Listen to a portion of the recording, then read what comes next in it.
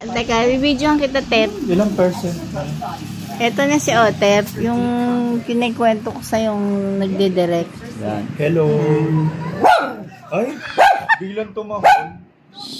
Huwag mo namang ganunin. Short ba ako direct? Ano bang pag-usapan natin?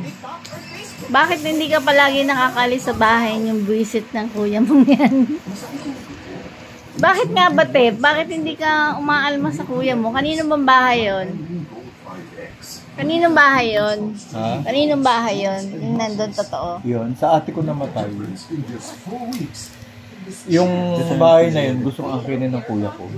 Oo nga, halata naman. Kasi nga, yung ate ko kasi namatay na. Siya, gusto niyang angkinin niya. Ilan taon na kuya mo? Parang 60... Bata pa. 60 na. Pero may asawa? Oo. Tapos Ano yung sabi asawa ng niya, asawa? baog. Bareho silang baog. Wala silang anak. Bareho silang baog. Tapos ikaw, pinapalis ka na niya doon. Sino?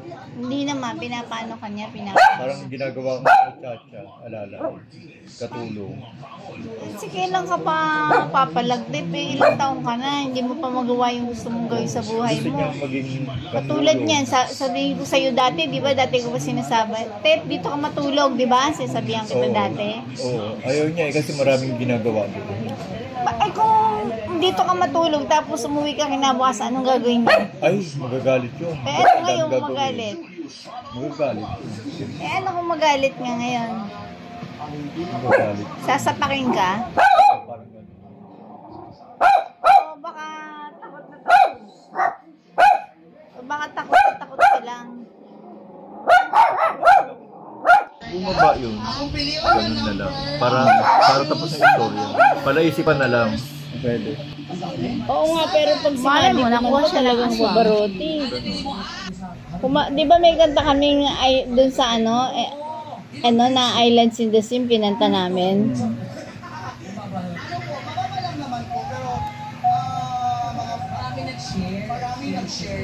Parang ako po yung coordinator ng school. Ano ang school? Bawa, anong school mo ngayon? Dito po sa Our Beloved Prescription School po, sa may Cubao po. Our Beloved? Anong trabaho yun? Private school po siya, bali event po.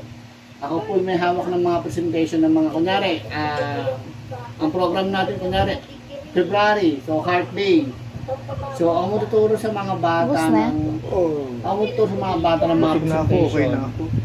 Mga presentation about Heart Day. Kunyari, mga sayaw, mga drama, acting.